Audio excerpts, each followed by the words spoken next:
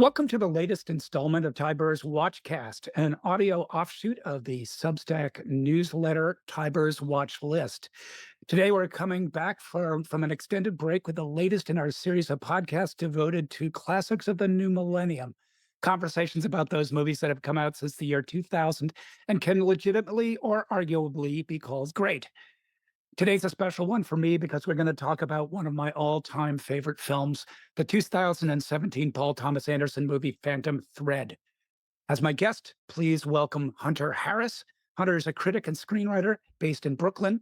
Her writing has appeared in New York Magazine, the New York Times, and GQ. She's profiled Usher and reported on the set of Succession. Every week, she sends an email to 80,000 people. Her newsletter, Hung Up, is a Substack featured publication. And yesterday, she was named by Forbes magazine as one of the 30 under 30, which, as she has just told me, her parents are immensely proud of. Mhm. Welcome, Hunter. It is a treat and an honor to have you on the podcast. Thank you so much. I'm so excited to talk about Phantom Thread. So this is the second PTA movie we've discussed on this series. There Will Be Blood was given a thorough mulching by me and New York Times critic Manola Dargis a few months ago. And there are people I know who would argue, excuse me, for the inclusion of all of Anderson's movies. I won't quite go there, but I will say that for me, Phantom Thread is that rare thing, a perfect movie. And I'm not sure that necessarily it's the same thing as a great movie. That's worth a discussion on its own, although I think this movie qualifies. Um, but this story of a couturier in post-war London, and his muse, soulmate, and partner in hell, has a balance and elegance that is exquisite and a perversity that gives it teeth.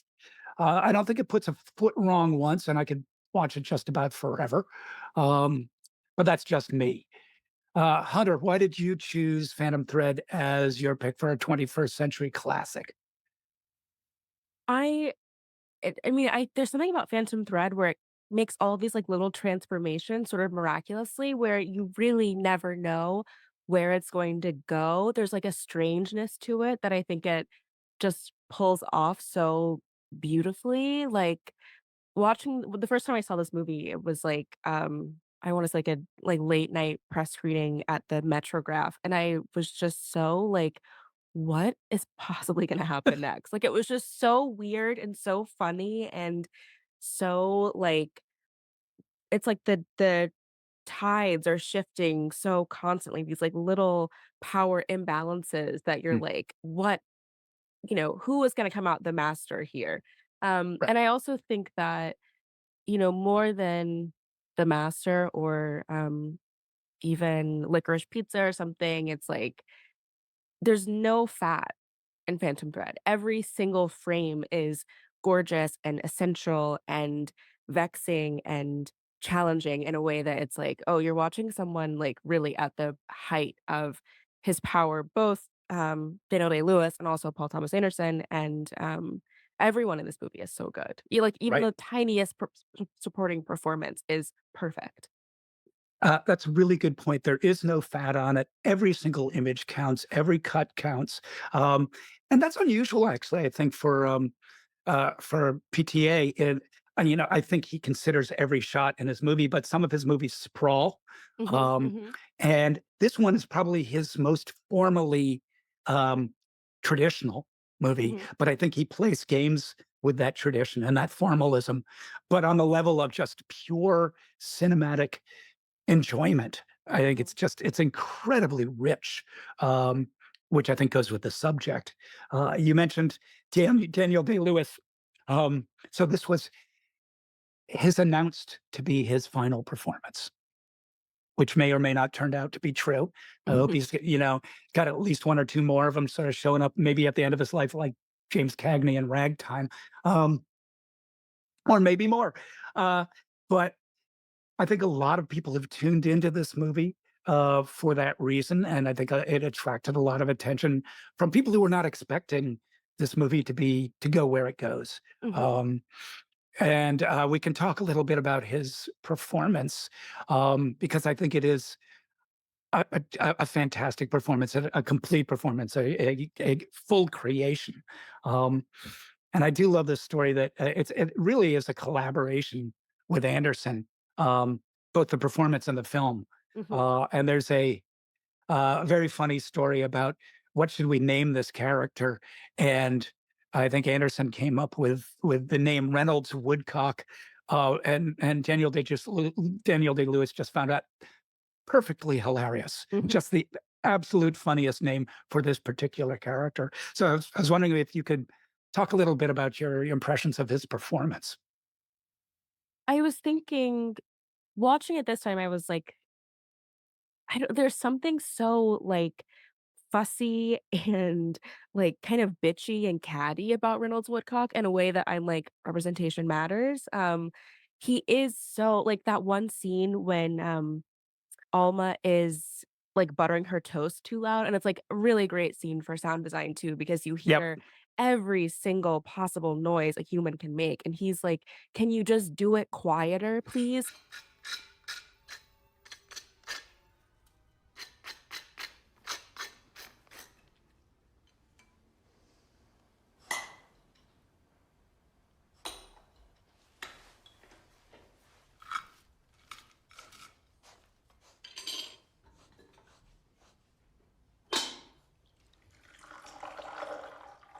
Please don't move so much, Alma. I'm buttering my toast. I'm not moving too much. Well, it's too much. It's a distraction. It's very distracting. Maybe you pay too much attention to it. It's hard to ignore. It's as if you just rode a horse across the room.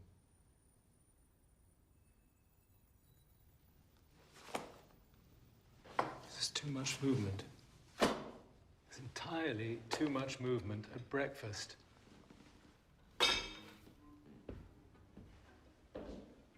There is something so untethered about Reynolds Woodcock and about this performance where it's like, "Oh, this is someone who exists, like, just no filter, no kind of, like, metering of what like, what's rude or what is, untoward or something like that, that I really appreciate because he does feel so persnickety and so particular and so like, such the soul of a artist and a creative that is, like, I'm thinking even the way that he interacts with his clients is, like, such rich subtext there of, like, Mm. he is the final word, but also he will make little adjustments based on, what someone will like or what, he feels like is best for them and, like, the way that he designs clothes, but, um, I don't know, it's such an elegant performance and also so full of rage and Mm. fury in such an interesting way, like, the the scenes where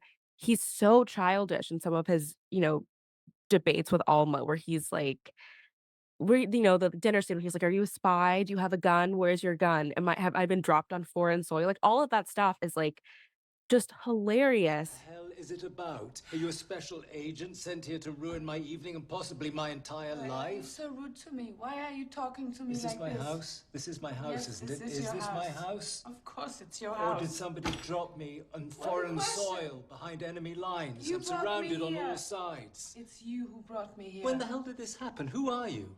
Do you have a gun? You here to kill me? Hmm? Do you have a gun? Stop it! Where's your gun? Stop being a Where's child. your gun? Stop Show me playing. your gun. Stop playing this game. I'm not I'm playing not. a game. Yes, mm-hmm. What game am I playing? What game? What precisely is the nature of my game? You tell me.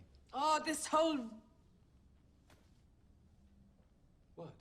All your rules and your walls and your doors and your people and your money and all these clothes and everything. This game. Everything here. The whole... Nothing is normal or natural or... Everything is a game. Yes, mister. No, madam. Yes. Well, if it's I my, don't eat if- this. if- I don't drink if- that. I if don't it's do- my life that you're describing, it's entirely up to you whether you choose to share it or not. If you don't wish to share that life, as apparently it's so disagreeable to you in every respect, why don't you just fuck off to back where you came from? like, the comedic timing there is so particular, like, he's Yeah. really not ceding anything, and it's so funny to compare that to, um, oh my gosh, his, character from There Will Be Blood, who Daniel Plainview, Daniel who Plainview. Yep. expresses himself in almost the exact opposite way, but yet they're both very complementary, where Daniel Right. Plainview is so much louder and Reynolds Woodcock is, like his little sighs and his, like, looks around are so almost, like, predatory in the way that he will refuse to hear any other side of Right. anything ever, That's a and really. Oh, go ahead. I just loved that, thinking that these are 2, as you said, creations of the same kind of actor director pair, and yet they both sprawl in different ways. Mhm. That's a really interesting comparison that I hadn't thought of between Daniel Plainview and Reynolds Woodcock. They both have bottled rage in them. Mhm, One of them expresses it in very British ways. One of them expresses it in very American ways, in mhm, sort of mhm, classically American ways. You also mentioned the comic timing, and this is something that I think a lot of people don't get about the Phantom Thread. It is a comedy, on many, many levels, and people came to it expecting a romance, a drama, anything but a comedy, and I do remember during the press tour for this movie, some reporter asked, Paul Thomas Anderson, "When are you going to make a comedy?" And he said, with some bafflement, "We just did." Um, but and it really took me a second viewing to start to appreciate it as a comedy about 2 very horrible, gorgeous people, mhm. and the special hell they create for each other, and absolutely nobody else because nobody else would have them. That it is a comedy where we are meant to be both horrified, appalled, and tickled by these people. Mhm. And I think once you start to see it as a comedy, again, I think it really takes multiple viewings to start to appreciate all the levels of that. It becomes a very different film and actually a much more enjoyable one. Yeah, totally. It's not as, like I don't know, I was trying to think about, like, what the trailer was like. I feel like this movie was such a sleeper that award season, it came out pretty late, and I Mhm. remember watching the Oscars, when Leslie Manville was nominated and they, like, played her clip where she and Reynolds kind of have one of their face-offs, and he's, Right, like, getting mad at her at breakfast, and she's like, "Now don't put it on me, like, I will go straight through you," and he is, like, kinda simmers because he knows that it's probably true, and I yeah, remember hearing people laugh, and it's like, "Oh, wait." It was just so, like, "Oh, what a bummer that people haven't maybe seen it and, like, know how funny this movie is," like, because it doesn't seem funny in the marketing, but I think she really is at face value a very funny performance in this movie, but upon rewatch this time, something that I was really struck by is the dynamic between Reynolds and the doctor, like, toward the mm, end of the movie where, like, Reynolds tells him to fuck off, and he is kind of like, okay, like, you're fussy right now, like, you're sick, whatever, I'll leave and come back and whatever." And they meet again at that New Year's Eve party, or it was a right. Christmas party before the New Year's Eve thing, and the doctor is like, we met when you were really sick, how are you doing?" And Reynolds is like, "Well, I'm sure was so rude to you last time." And the doctor's like, "It happens, whatever." And Reynolds is like, "Well, didn't I tell you to fuck off?" And it's so he just wants to kinda twist the knife a little Yeah, bit, like, this suggestion that the way Reynolds wasn't the worst behaved is something that Reynolds wants to, like, correct, like, "Oh, right, no, I can kind of outgun you in this small moment." It's like right, those are the really funny small things that I'm like, this is such a man who is like Reynolds himself is such a performer, is such a, like, making a meal of every interaction. I think Daniel right, Day-Lewis really milks that in such a right. satisfying way. Right. Not only did I tell you to fuck off then, I'm telling you to fuck off now. Yeah, Um, you know, 100%, 100%. even I think he may already sense the attraction that Alma Mhm, has for the doctor. mhm, Um, uh, speaking of sound design, I just wanted to go back before I forget that wonderful scene where she is buttering her toast too loudly, and they must have mic'd the toast. Either that or that's just a Foley artist's dream. Um, mhm. But, for the first time, I noticed this time around that the subsequent breakfast scene that you see, it's about 10 or 15 minutes later, she's buttering her toast and you don't hear a thing. Yeah. She's yeah, it is Reynolds' breakfast. Just the level of craft in this movie and on the screen Mhm, mirror each other because it is a movie about craftsmanship. mhm. Um, and I think that they clearly roused themselves to a level of craft on every single level, um, including, I mean, might as well talk about the score because without that score, it's a vastly different movie. Johnny Greenwood's score. It is I mean, maybe no Go ahead, with say it. Nick Britell, who I love, but, like, maybe one of my favorite scores of all time. Me too. It is as again, it really captures that both romanticism and the, like, strangeness and kind of horror quality of this movie because you Mhm. do have these sort of spectral presences throughout the movie in a really interesting way. All the stuff of Reynolds and his mother, of course, Yep. but also the idea that clothes can be cursed, that, there are curses that are around and among us all the time that Reynolds is kind of trying to bat away, and Mm, the idea of living forever and making something that lives beyond you, and there is something so sad about the fact that, like this is something I was thinking about this time, that the first dress that Reynolds made was his mother's second wedding dress, which has a mm, lot of, like, superstition attached to it as a garment, and then Alma asks, "Well, where's the dress now?" And he's like, "Probably turned to dust by now, lost to time, who knows?" And that is one of the initial things that they connect on is that Alma, despite being very clumsy, um, really recognizes that he is making not just, dresses, but really like pieces of art that have their own lives.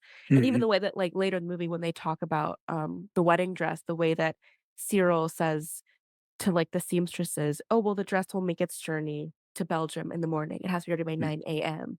And mm, it's one of those things that's like, "Oh, yeah, a dress is taking a journey." Not it's gonna be packed away, shipped off, whatever, but that yeah, all of these things have lives, and Reynolds is really like a director, you know? I mean, I was thinking a little bit about, like, how Reynolds is really directing every movement that happens in this mansion in such an mm, interesting way. mhm, Um but yeah, I mean, and sorry, I'm going in so many different directions right now, but thinking again about the sound, the way that like sometimes it reminded me of like the score of Jackie, another score that I really like, mm, where mhm, sometimes it's so loud and overpowering, and sometimes it's just like a little kind of winding violin almost. Like that's very quiet and very like willing to take a back seat and a front seat at the perfect times, which is, mm. I think, really a mark of like just a great collaboration.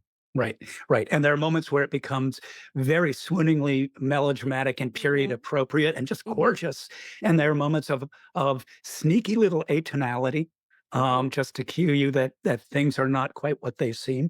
Going back to what you were saying about, Reynolds as an artist and a director and also a collaborator, there's that wonderful scene, um, fairly early on where he fits one of his clients who's clearly also a friend, mhm. um, and I forget her name, um, for a dress. And it's a love scene and a sex scene and a collaborative work of art where he adjusts the dress. It's incredibly intimate. It's like in many ways, it's one of the most intimate scenes in the movie. Um, and she's smiling and he's smiling, and they're absolutely comfortable with each other as they create this thing. And again, it's the dress, not so much her in the dress. It's the dress on her, Mhm. her having the privilege to wear this creation. It's a really remarkable scene. And it's sort of, I can't remember if it comes before or after he has measured Alma in that wonderful scene where he takes Yeah. her home and takes her measure literally with a Mhm. measuring tape. Um, and gives out one of what seems like the worst insults in film history. You have no breasts. And she goes, "Yeah, I know. I'm sorry." He says, "No, no, no. It's fine. It's my job to give you some. Um, And then I think he says, "If I want." if I choose Yes, to, yes, if I yes. choose to." And right there is where he sets the parameters of the relationship that she is going to reject and fight back against. Because I think the next line of dialogue, or like very shortly after that, he says, "Okay, can you stand normally, please?" And she's like, "I am sitting normally." He's like, "No, can you stand up straight?" And she's like, "Well, you didn't say that." Right. And that's like the kind of first little clue that, Right.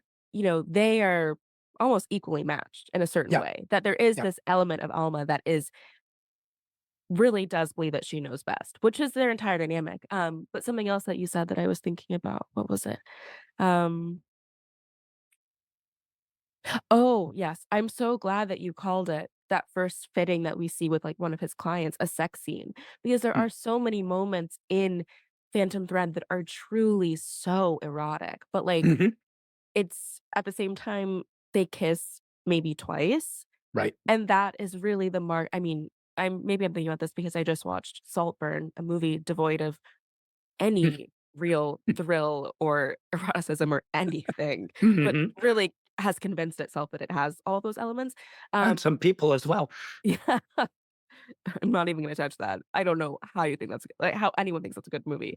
Um, but, like, Phantom Thread is so it just the suggestion of all of these things is so satisfying in a way where you really it's just like the language of bodies and touching and measurements and fabric, even the way that Reynolds in that scene where he's fitting Alma for the first time or taking her measurements, like, drapes fabric over her and kinda peels Mhm. it off of her is Mhm. just so gorgeous. It's like, "Oh my gosh, this is like" people don't make movies like this anymore. I don't wanna get No. into, like, the, tired sex scene in American cinema thing again and again, but it's like Mhm.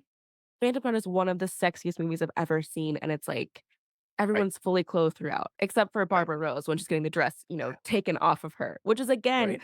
I mean, really a very it reminds me of like, Age of Innocence where it's like, "Oh, this is like brutal in a way Yeah. without anything ever really seeming to happen." Um, regarding the sex scenes, I mean, it is a movie about sublimated sex. It is British after all, Mhm, but and it doesn't need to be explicit. It doesn't want to be explicit. So that's a whole nother conversation, as you say. Um, but because it is so sublimated, it pops up in so many interesting places. Food is sex in mhm, this movie. mhm, Food is intimacy. Food is relationships. It's Alma and Daniel meet. Reynolds meet over breakfast. You mhm, know, he's a hungry boy, um, and they and their you could argue their relationship, the equality of their relationship is consummated in a dish of food, the poisoned mushrooms, mhm.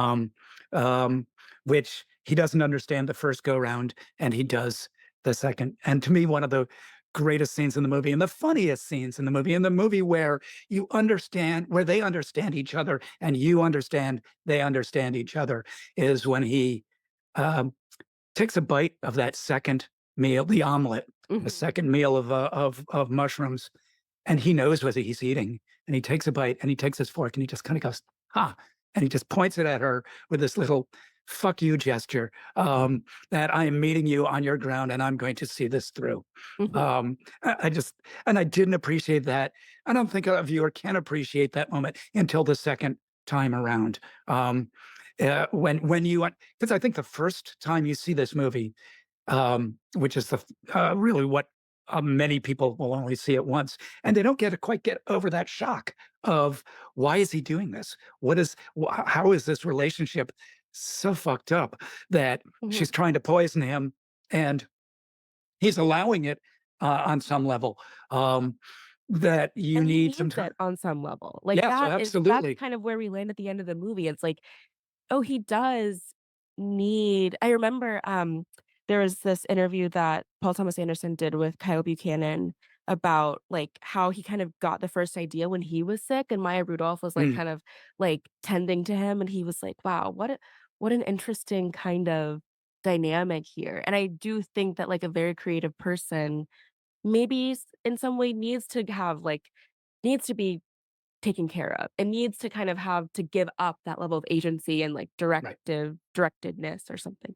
Um, and how that is such an expression of love, an expression of, like, care for someone who really can't appreciate and accept it in any other way. Because remember, Right. in one of their first scenes together, whenever Alma comes back to Reynolds' the country house with him, and she's like, "You don't have to act, so tough." And he's like, "No, but I am tough, or I am strong." And she's like, "Mm, we'll see about that." Like, Yeah. what a moment of, like and even then he, like, sort of offhandedly is like, "Well, I'm never getting married because there's nothing really in it for me. It would make me deceitful, and I don't wanna ever be that way." And Alma just as much as, he is dressing and making her over and all of these things, she is remaking him in her Mhm. idea of what he should be and how he should be acting and what's too much for him and what's just enough stress for him to be under. And I'm Right. like, "Oh my gosh, this is, like, just it's great." It just it works on every level. Right, and he has to have that agency taken away from him by force, at Mhm, least the first time, because he cannot do it himself. mhm, Let's talk a little bit about Vicky Krieps here. I think, so this is an actress who is not known at all in America, and had done a lot of work on European TV and European movies, but was very unfamiliar, and I don't know the story of how she came to, Anderson's attention, um but and maybe you do, but I think it was to me, it's a great act of generosity that Daniel Day-Lewis does in this movie, in virtually almost handing the movie to Vicky Krieps. mhm. Um, you know, again, an unknown actor to a large portion of the audience who gives just a phenomenal performance. This absolutely goes toe to toe with him and meets him on every level, just as their characters do. Um, and I, I'm just curious what you think of the performance, what you think of her, and really what she's done since. I mean, to my mind, she comes out of that movie one of the great actresses of her generation. And maybe you disagree, maybe you agree. And it's been curious to see where she's gone from there. Yeah, I think sh I mean, as much as I think you're right that, she and Daniel Lewis does cede a lot of the movie to her in, like, a very, appropriate way for how their characters are. Mhm. Watching it this time, I was like, "Oh, the camera just looks at her so adoringly." Like, there's so many little long, like, just shots of her looking at things, smiling at things, reacting at things Mm, that you're really it's, like, just gorgeous. Like, she just looks so great in this movie in a way that, um I don't know, so many of the little long takes of her, I was like, "Wow, this is so lovely," but I'm thinking about, too, the scene, the, famous dinner scene with the right. asparagus, and the frustration is so palpable. Literally, this time I was thinking like, "Wow, no, she really is" like, where was her Oscar nomination for this movie? Like, she's Really, spectacular in that really. scene. Like, the way that she's like the line reading where she's like, "All of this rules and these clothes and this this action," it's like, ugh, it just knocks me out every time. And the way that Reynolds is, like, so dismissive of all of that just raw emotion and kind of rejects it just out hand. I'm like, you're really watching someone fighting to even speak, like, to Mhm, even give name to the distance that she's feeling in a way that she is so intractable, and at the beginning of the movie, we see another of Reynolds' girlfriends who expresses it very primly, very mhm, properly, like, "Where have you gone, and when will you how can I get your attention back on me?" And Alma is, like I mean, going into battle in that right, scene in a way that right. is so satisfying to watch, and even the little things, even the little ways that like, when she goes and talks to the Belgium bride, um, and just the awkwardness that she makes feel so palpable when she's like, "My name is Alma. Mhm, I live here." mhm, And she's, like, standing on business in that scene, like, she is putting her foot down, but in such an interesting, deft, very quiet, but also very powerful way, and I'm like, "Wow." mhm. I'm trying to think, I really haven't seen her in a ton since. Corsage, I feel like was maybe Corsage, yeah, right. and I don't think I saw that, but I need to rectify that immediately, but, I mean, when I think about I'm like, get Vicky Krieps in like a Shiv Roy, Succession. Like she's that kind of actress where she Mm, really can kind of do it all because there's so many moods and tones and temperaments and everything to navigate in Phantom Thread, and she mhm. it just is perfect in every single one. I would recommend Bergman Island or Hold Me Tight, Oh, especially, yeah, I have from seen Bergman Island, 2021. I forgot about Yeah, that. yeah, uh, That's such an yes, she's so good in that. yeah. Um, and she's not the person that will ever be in a Marvel movie, or I hope not, but deserves to have a purchase on the American imagination. Mhm. I hope something happens. Um, what was I going to say? I want her, like, in a Uh, Kelly Reichardt movie or, oh, like, yeah, yeah. um yeah, that was just the first thing that came to mind, like, that'd be amazing. I still think, and this is me betraying absolute confirmation bias, but the difference between a European approach to film acting and an American approach to film acting, I think that she would make somebody like Michelle Williams, who I admire immensely, Mhm. um, in an acting wrestling match, she, Michelle Williams would, to quote Alma, would lose. If you stare at me, if you want a staring contest, you will lose. Um, just because I think there are levels of uh, darkness, emotional darkness that she understands as an actor that I think a lot of American actors maybe don't. And again, this is me being totally speculating, and I'd be happy to be proven wrong um, in many ways. But there is a Europeanness to that character and her approach to acting that is difficult to articulate, Yeah, yeah, but it has to do with a nuance of emotion and the way that emotion can be both light and dark at the same time.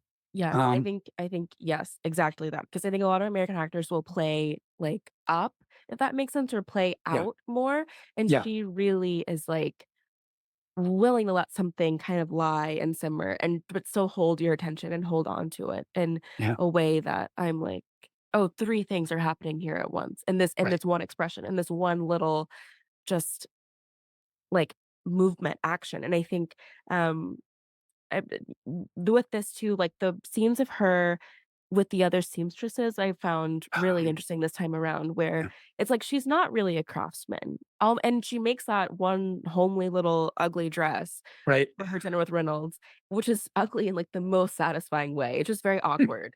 Um, but she has you feel the intensity of her gaze when she's watching Barbara Rose get drunk in the dress, or when she's Mm, watching, the bride get fitted in a way where she's like, "Oh, I see the attraction here, and I don't like it."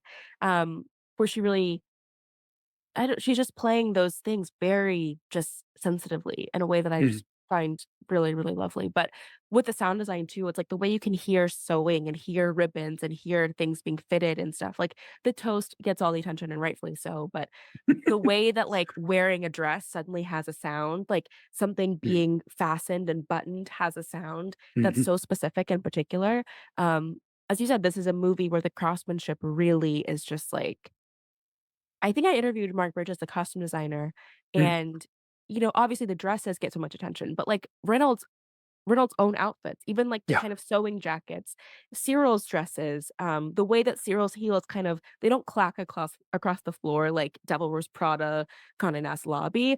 She's mhm, just so put together and, like, almost glides around like a little soldier in a way. mhm, I mhm, do think of her as being Reynolds' kind of enforcer in some ways, in a way yeah. that is just really fun to watch. Well, you mentioned earlier that Reynolds doesn't have a filter. Cyril is his filter, um, Yes. and really, Cyril is the superego that Alma has to get rid of before Mhm. she can be with him, and that is one of the great satisfactions of this movie is watching how Cyril, the fortress that is Cyril, the castle wall that is Cyril, slowly get chipped away and replaced. But you just touched on so many things that uh, I want to call attention to. One of which is the seamstresses, who are both elves and the fates sewing away. Mhm. Um, uh, and we come to know that some of them by name, Pippa and Biddy, Mhm. these older women who are just always there, always sewing in the background, always, and there's that moment when Reynolds collapses from the first bout of mushroom soup, collapses on the wedding dress, and Biddy rushes in to tell Cyril and says, "Mr. Woodcock has fallen on the dress," and she's much more concerned about the dress than she is about Reynolds. And there's shoe polish on the dress. Well, where did it come from? From his shoe. Uh, Yes. uh, but they give just absolutely subtly this mythological dimension to the movie because they're always there in the background, always sewing, always sewing. Um, Can I you just know, interject for a moment? yeah, From please. the one of the first frames of the movie, like, when we first see the house, it's like you see it it's like it just come to life with all these women putting Mm, their coats away, shuffling up the stairs, mm, you know, getting their things on, getting to their station, putting the boards down, and it's like, "Oh, this" I mean, as you said, I think very rightfully, PTA movies have a lot of sprawl, and he's very known for that, but there is just a sort of, like, just expressiveness about every single room in this house that yeah, really is, like, vivid and alive, and it's like the camera could cut off, and they would just keep doing exactly what they're doing. right, Like, the right. way that I mean, there's even one shot, I think, in the very beginning, whenever Reynolds is, like, getting ready for his first fitting, and Cyril is walking down the hallway, and a door kind of comes open, and she just closes it, and watching it Mhm, this time, I was like, I wonder if that was kind of like a throwaway take, like, something that wasn't even supposed to happen, but she stays in character and closes the door just as Cyril would, and it's like, "Oh, we're watching an operation." Like, this is such a machine, yes, and those elements of the movie, I think, are just some of, like I mean, this is world building more than any, superhero movie or even sci-fi movie that, like, just, like, the puttering away of everything is so right. gorgeous to me. Um, and but I wanna say something too that you brought up about Cyril and Alma because I think they have a very interesting relationship Yep. where as much as Alma is at first, I mean, that dynamic between them is just fascinating from the very first scene where they Mhm, meet, where it's almost like where Alma is, like, being sort of romanced and charmed by Reynolds, and then Cyril just walks in the house, and she's like, "Well, who's this lovely creature making the house smell so nice?" mhm. And the fact that Cyril walks up and smells Alma and, Yes, like, then gets yes, even closer and smells her again, I'm like, yeah, "Oof, this is, like this is war right here." And you yeah, want them to go head to head, but it's almost like, "Oh" and maybe almost sort of realizes that Cyril is not interrupting me, I'm interrupting this. The mm, way that Reynolds just rattles off these numbers for measurements and Cyril just knows instinctively what is what. Like, she's not saying arms, forearm, leg, whatever. It's just like number I don't know. It's like they just have their own language there that's so interesting. But by the 3rd act, when Reynolds has sort of tired of Alma, and after they get married and he's like, I need her gone. Like, I yeah, cannot deal with her anymore. And Alma is or excuse me, Cyril is like, "Well, I don't wanna hear it because it hurts my ears." yeah, Like, I don't care. I because I feel like Alma has really won Cyril over in a way that without even, like, making a case for herself, Cyril sees that Alma is good. That she does not get in the way of anything, that she really does bring something out in Reynolds that at the end of the day gets the job done. That maybe mhm, they're partners in making Reynolds do his best work. And they have opposite methods at some points, Alma wants to care for Reynolds himself. Cyril says, "No, we need to bring in the doctor." But at the same time, all 3 of these people have one goal, and it's making the best dresses. mhm, Which sounds crazy to say, but I mean that with every bit of, like, respect and admiration and love. And Cyril sees that Alma is her partner in this mission right, in a way that I find right. very lovely. And there is a moment where where you see that she sees it and she cedes Mhm. the turf to Alma, and I think it's probably when the door closes, when Reynolds is sick that first time, and, Cyril says, "Okay, come with me, Alma. We're leaving the sick room now." And Alma just closes the door behind her and stays in the room. Yes. And Cyril does not rush back in, does not Yes. she accepts it. Um, Yes. so that's a really remarkable scene. What was I going to say about well, Vicky Krieps, just talking about her, the many layers of her performance. One of my favorite moments is when we first meet her and she comes into the dining room in this little village in the middle of nowhere, um, and drops the plates and is very clumsy, and she flushes and she's bright red. Um, and it's just I don't know how many actors would be able to call that. It's like learning how to cry, but how do you learn how to blush? Um, it's just this little touch that I just kind of admire every time I see it. I know what I wanted to ask you. Um, a friend of mine and one of my editors, who also loves this movie, but is uncertain whether we are supposed to admire the dresses or not, whether we're supposed to think that they're really beautiful or whether they're supposed to think they're kind of like the upper class bourgeois ideal of what is beautiful. I'd be curious to know about your thoughts on that. Interesting. I I do think they're beautiful. I think we're supposed to think they're beautiful. You do? Yeah. I mean, I do think it's like because yeah, I don't know, maybe my own taste is just kind of superseding, but, like, I think the Mhm, dresses are really gorgeous. Like, even the wedding dress, I know that Reynolds was, like, not super happy with it in the end, but, like, I thought that dress was beautiful. mhm, And not just because of the craftsmanship, it just, like, looked really stunning, but I it is funny because he and Cyril do have that back and forth about how, he says, "Where has Henrietta Harding been?"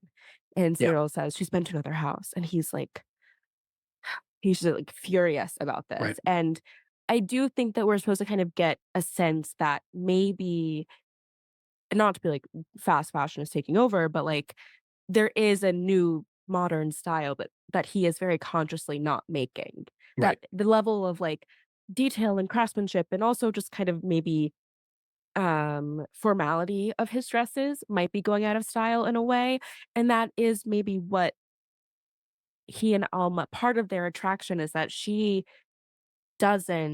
willing to kind of wear maybe a little bit of an older style because she Mhm, sees the beauty of it.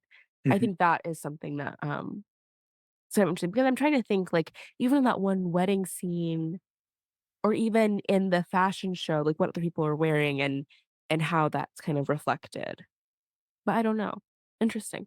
It is, and it's worth thinking about, and I don't know A, how much is of that is intended, and B, whether there's an answer to it, but it's worth thinking about because there is there are issues of class in the movie. Mhm, And I think here's where we talk about Barbara Rose, who to me is um, probably the saddest figure in the movie, and she's presented as a figure of comedy, as a sort of like brutal comedy. She's an American heiress who is getting married again to a Dominican playboy, and she is extremely wealthy, wealthy enough that coming to England to London to get a fitting at the House of Woodcock um, is the cause of a press conference.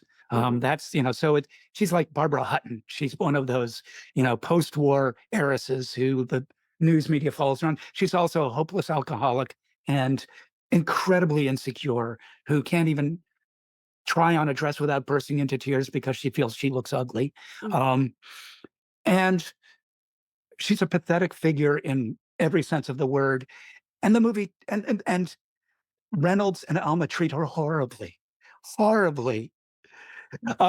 So on one level, it's you're rooting for them when they, at the wedding when she just gets drunk and literally has to be carried back to her hotel room because she's passed out, and they and I'd forgotten until this viewing last yesterday that it's Alma who says we got to rip that dress off her. She is not worthy of the dress, not Reynolds. And he's like, really? And she's like, come on, we're going to the hotel room.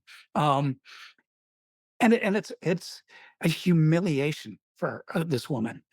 She's not even aware of it, but because she's passed out. But mhm. her maid or whoever answers the door is like, "You can't do this." It's just, "Fuck you, we're gonna do it." Um, and on one level, it's satisfying for the viewer because you kind of won over to their side. But if you look at it from a different angle, it's just a horrible, horrible thing they're doing. She's paid for the dress. She can do whatever she wants to it. Um, and it is humiliating. And we never see Barbara Rose again. And that is one little hint that to me says you're very welcome to see both these people as monsters, as self-absorbed, um, just jerkasses. While also wanting the best for them and wanting their love to be, as pure as possible. That's so funny. I see it totally differently. I'm like, I will always ride for my man, like Oath of Uh, Bonnie and Clyde. Like, of course I have to get the dress back. She can't fall asleep in the dress. Are you kidding? Like, that's just crazy. Like, but of course I'm so like Reynolds and Alma pilled where I'm like, they can't do anything wrong. Like, I would be offended too. But I well, to me, if I can interject, to me, yes. the clue, the key to her PTA saying, "Oh no, you should have sympathy for this woman," is that scene where she looks at herself in the dress and goes, "But I'm so ugly," and Yeah. she's in tears. Yes. Um, and it would be easy to make her more of a figure of fun, but Oh, of course. in that moment, you were just like, "No, this poor wretched soul she's not really, up to wearing this dress." But I think you're meant to feel some kind of sympathy for her. So you're Yes, just hard-hearted, absolutely. Hunter. You're just No, hard-hearted. no, no, no, no, no. I definitely feel sympathy for her, but I do think that it's just, what a perfect writing moment, directing moment, Mhm. performance moment where when she's kind of crying in the dress and like trying to like, build herself up in this moment where she obviously feels pretty wretched, that Reynolds is kind of like rolling his eyes. He's like, "Okay, Yeah. come on. Like you need to stand up straight." Like, he's really just watching the clock tick, and even the way that Cyril is like, "Barbara Rose will want you to go to her wedding," and he's like, "Ugh, why would you bring this to me in the morning? Because you know Mm, mornings are very hard for him to recover from." mhm. And she says, "Well, Barbara Rose pays for this house." Like, they're just harsh reality of this, and he's rolling his eyes even through the whole reception. Um, but I just think that is, like, the way Reynolds is, I would say, not of the upper class, but really, like, because he is kind of he's a worker, he's a craftsman, but he is Yep. an aide. But the way that Reynolds the like, his word is vow, where he is both image maker for these people, and they need him as much as he needs them, but he has more of the power over people who are technically paying him, I think is very Yep. interesting, and Yep. which makes, like, the kind of couturier world of it all so just uh, almost hermetically sealed in, like, culture in a sense where I think of Reynolds as, like, a Law Roach or someone like that, where even though he's not the most powerful person in this room, he kind of is, because he is the Mhm. one disseminating their image. He's the one seeing them and making them something of his creation in a very interesting way, and Right. which even makes, the fact that he goes to all these dinner parties and whatever when we see him, toward the end of the movie with that woman who obviously hates Alma, and she says Yes. something like, "Well, she's an immigrant. I don't know what she's doing, stealing things, attacking people." Like, those little permutations of class are very interesting, where Reynolds Mhm. is not one of them, but also very much is, and they want Right. to be appreciated and seen by him, and it's kind of his job to sometimes, I don't know, Hater? turn his nose, yeah, like, there's such a dynamic there that I think is very fun. Well, think about it. When they are buying his dresses, they come to his house, Mhm. the house of Woodcock, and it's not that may be the only time we see him in one of their houses. Yeah. Um, and he is on their turf, and here's this woman insulting his wife, and he's a bit jealous because she's flirting with another man, but Mhm. he doesn't say, "You're talking about my wife." He doesn't defend her. He is, she, and you could argue, and again, my friend who's not sure about how we're supposed to take the dresses said, you could argue that this guy's a tailor with pretensions, and that Mhm. he is, he is part of the subservient class that makes these people's power, um, possible, and it's only by raising what he does to an art form that he's able to feel, that he's on their level or that he matters. So you can argue about that as well. I think the movie makes a absolutely convincing case for him as an artist, but also as a pretentious prat as Yes. well. I Yes. think. I love that scene. Speaking of how well he's put together, and Daniel Day Lewis can wear anything and it'll look good. But that scene where he comes down, he comes home from work and he changes into, it's not the first thing, he changes into pajamas with a vest and a sport coat over it. I love that look. I would not dare to try it in life. But uh, it kind of goes to his um, understanding and knowledge of clothes and what to wear and what is right to wear and what's not right to wear. Um, 100%. But also that he is so like that that outfit is like a tantrum. Like he doesn't want to yeah. have this dinner. He's like, Why am I even here?" Like Mhm. the way that it's shot, him coming down the stairs, like just the slow kind of step by step, it's like, oh, he's mad, mad, Yeah. like Yeah. pissed. Um, and then he has like an outburst later, but it's like those little things that, as much as I do agree with you, and I think that that's one of the funny things about the movie, that he is kind of like a glorified, you know, yeah, Taylor with a big ego, but he believes in these things too. He Yeah. believes that you should Yep. look good.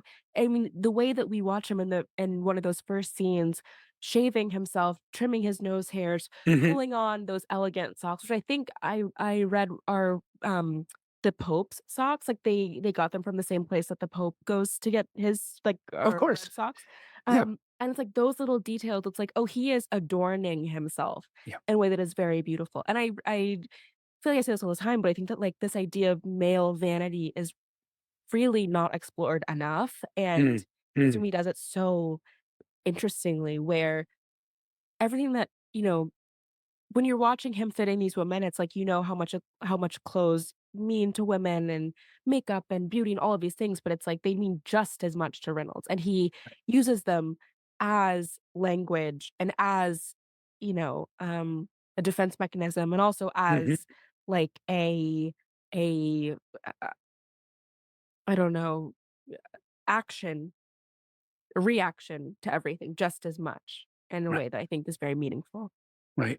Right. And when that first scene where we see him adorning himself, he's also creating himself. He's Yes, creating, yes, that persona that they are paying for the genius of the exactly. genius artist, the monk of the House of Woodcock. Um, the Let me ask you about this.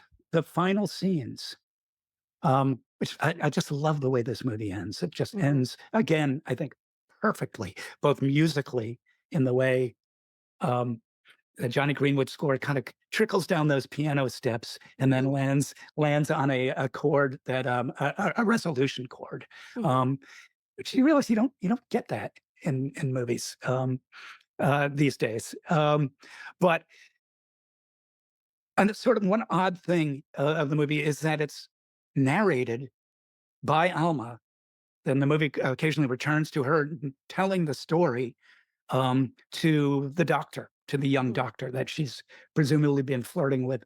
And you're never quite sure where that scene is taking place, but clearly at the end you realize it's kind of after the second meal of mushrooms, Yes. and she's looking toward the future, and there's Alma pushing a baby carriage that she hands off to Cyril, and I'm just wondering if you think that scene made me wonder, does this ever happen? Is this what she's imagining? Which led me to the heretical thought, did any of this movie happen, or is it all in Alma's head as she's serving him breakfast in the little country inn? How psychotic is she? But I'm just curious whether you think that actually happens at the end. I do think that I mean, maybe I'm just too, like, literal minded. I think that everything happens, but I do think that the baby is kind of like a fantasy, because she does say sometimes I move forward in our life together, Right. but I love that, like, I think it's the last line of the movie is Reynolds is like, "Mhm, mhm, but I'm getting hungry." Yes, but right now we're here. course we are. And I'm getting hungry. Yes. Like, he kind of brings her back, and it's like, oh, that is, like, so their dynamic, where someone is, making little trouble, making little fusses, whatever, and then the other person is like, "But this is what's happening right now," like, bringing you back to yourself, bringing you back to the present, and that's kind of the most romantic idea of this movie to me is that, it's what is it? Like, in every relationship, one person is the flower, one person is like the water or Yeah. water, like, whatever. The And gardener. yes, and they do kind of switch off that dynamic a lot. Like they Mhm. kind of trade places within that in a really, I think, Mm. lovely, complimentary way. But I would also say that the first time I saw this movie, I thought that there's whenever, she goes to the New Year's Eve party Mhm. and Reynolds finds her, like, is, like, looking for her there in the crowd and then finds Mm. her, and then it's, like, the shot of the 2 of them, like, on the opposite sides of the frame, Mhm. just looking at each other and staring, and I was like I thought it was gonna cut to black right there. Like, I thought, Uh-huh. "Oh, this would be a fantastic ending to me," like, that they had this magnificent love, and then kind of it all kind of came down because Reynolds is who he is, and Alma is kind Right. of who she is, and they can't meet in the middle, even visually. And I'm just so happy that it again transformed in another way where it's like, "Oh, Mhm. actually, she is gonna poison him again, and he is going to like it, and Right. he's gonna submit willingly to that," which I thought was just, again, fantastic. Yeah. Um, but yeah,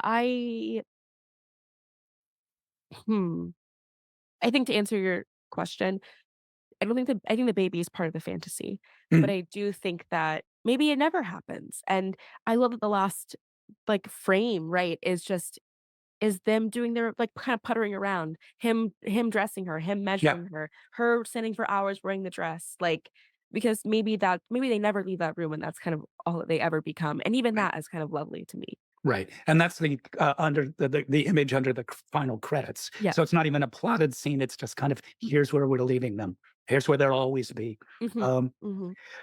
and I think it's his last line of dialogue is, "Well, we're here just now, and I'm feeling hungry." And we're back to the hungry boy and food, and the food as intimacy and Yes. all the things that hunger means. Um, Before we end this, I wanted to just call up a couple of of correlations that this movie evokes, I think to some degree intentionally. And if you have any others, feel free to chip in. One is that on one level, this is kind of a remake of Rebecca. Um, the original, David O. Selznick one, Alfred Hitchcock one. I'm not the Army Hammer remake, no. Um, I forgot about that one. yeah, I'm sorry to remind you of it, that it existed. No, with Cyril as Mrs. Danvers, and they even look similar, and they're even, Mhm. dressed similarly. And Alma as the second Mrs. De Winter, the little meek lamb that comes in. But no, this is not going to play out the way Rebecca did. It's going to be much more of a death match. Um, and the other thing is that there is this image in the film toward the end. Um, when things are starting to resolve between them, and it's just a simple shot of the two of them on a balcony having lunch overlooking, something like Lake Geneva, a lake. Mhm. And that is, um, again, intentionally not, and I think it has to be intentional because I'm gonna put it up on the screen and you're gonna kinda go, "Whoa." Um, there is a famous photographer, a well-known photograph of, Vladimir Nabokov and his wife Vera on a balcony playing chess overlooking a lake, and they're almost identical. Um, and even before that shot, I was thinking, "This is Nabokovian." This is the games that these two people play with each other, and the shifting way that we're supposed to feel about them is something you don't often see in American entertainment, but is something that feels familiar to me as somebody who read a lot of Nabokov. He's one of my favorite writers. Um, the cruelty and love that sort of coexist with each other. And hold on a second, I am going to pop up this one image that I kind of paired them together, and it's kind of a remarkable shot. To the right is Oh, the scene wow. from yes, I told you. To the right is Yeah. the scene from the film, and to the left is the shot of Nabokov and Vera playing chess. Um, that seems to me so, Oh, it's one to one. I mean, yeah, 100%. yeah. What I So also love about this scene, if I remember correctly, it's when it's, like, right after the wedding, and it's, like, kind of their honeymoon, yeah. and it's, like, Reynolds is they just had this, like, lovely moment where she helped fix the dress, and he was, like, really, like he's like, "I think we should get married. I love you so much." Like, Mhm. they have this lovely wedding, blah, blah, blah, and then she butters that toast, and he kinda looks over at her, and it's like, "Oh, he's the same man." He's Like, the same asshole, and and she's the same disruptor. literally, and, something that I love about this movie, maybe the thing I love about it the most that is e a lot unlike a lot of other American movies is that Mhm.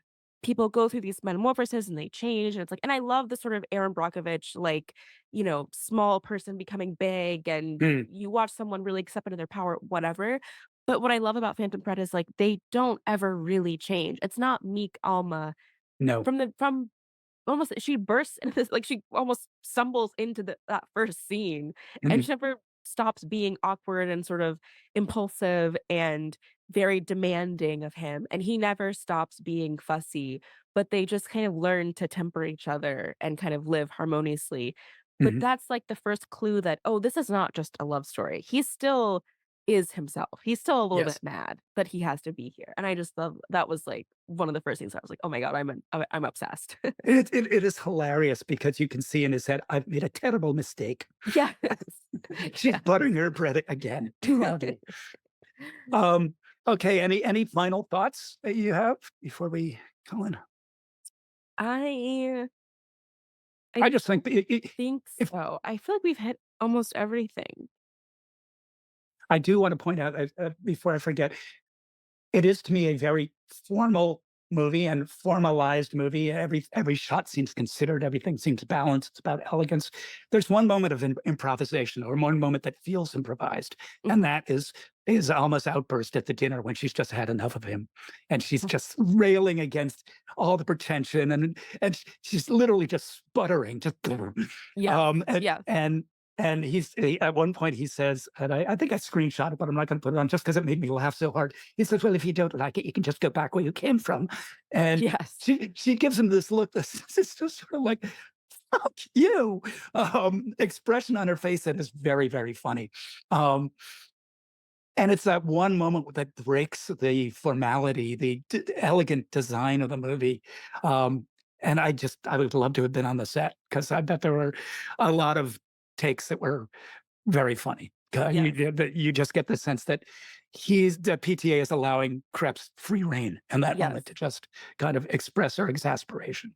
I have to okay, now you've really got me thinking. I think a just a moment that I come back to that is so just, wow, this movie is just so freaking good is whenever Reynolds is, like, talking to Cyril and he's like, complaining about people leaving the house and not wanting to wear his dresses anymore. And Cyril's like, well, I don't want to hear it.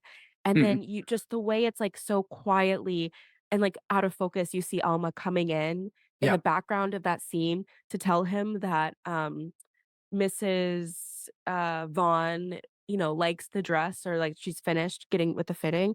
And the way that he just puts his head down, sighs, and says, "I don't give a tinker's fucking curse about Mrs. Vaughn's satisfaction." And Mhm. it's like, Mrs. Vaughn is upstairs like, "Gulp." Like, it's like, that is just so, like, only this movie could pull it off.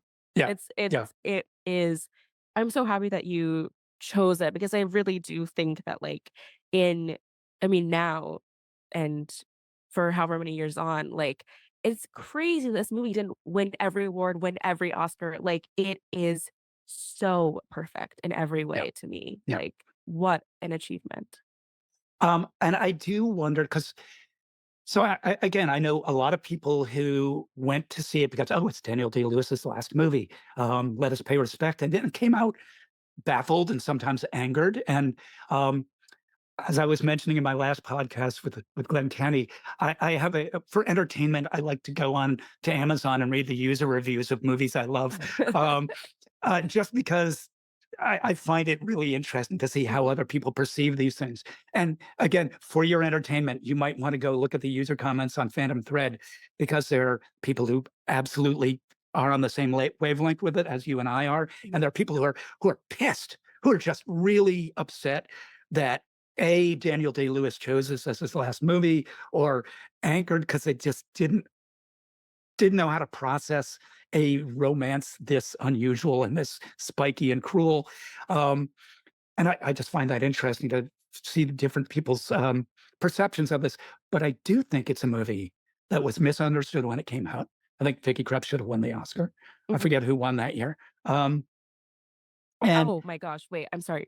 I just have to say that this was the year, and correct me if I'm wrong, that it was for Best Actor, Daniel Day-Lewis for this, Timothée Chalamet for Call Me by Your Name, Daniel Kaluuya for Get Out, uh and and Denzel for, oh my gosh, I'm the forgetting the name, the lawyer where he plays the attorney.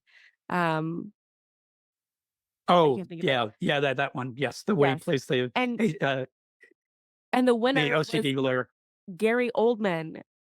I was like, "This is a mess." Like, I'm It's wait, the it's Oscars. it's truly I know, but it's like 4 of the truly greatest actors, and the winner is Gary Oldman. This is astonishing to me. I didn't mean to cut you off, I'm sorry. No, that's quite all right. I'm just now looking up who was best actress for the Was so it Renee 2000. Zellweger? Um, no, it was Frances McDormand Mm, for, 3 Billboards. let me zip my lip on that one. McDormand won, Sally Hawkins for Shape of Water, Margot Robbie for I, Tonya, Saoirse Ronan for Lady Bird, and Meryl Streep for The Post. And, yeah, Vicky Krieps absolutely belongs in that, company.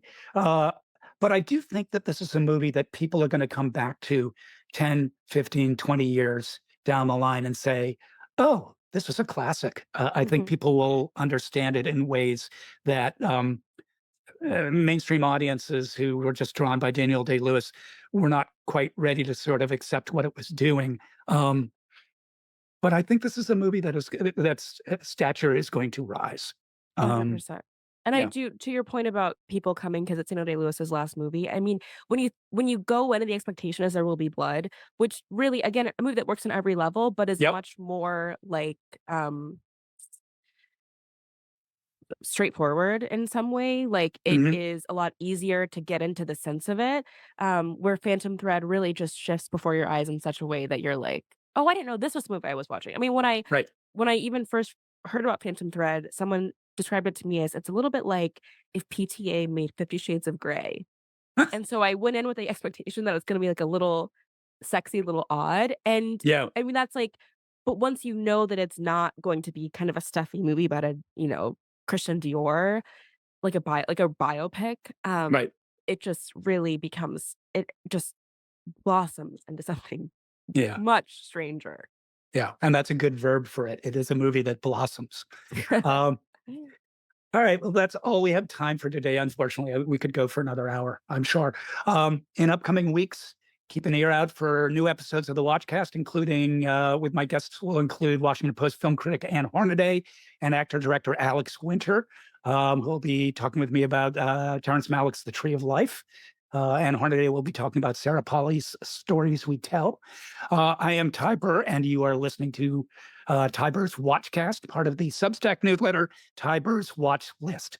You can find more podcast reviews and tips to navigating the streaming video universe at tyburswatchlist.substack.com. Thank you, Hunter, for being my guest. And by all means, listeners, go check out Hung Up, Hunter's delightful, delightful Substack newsletter. And thank you for listening and watching. Take care.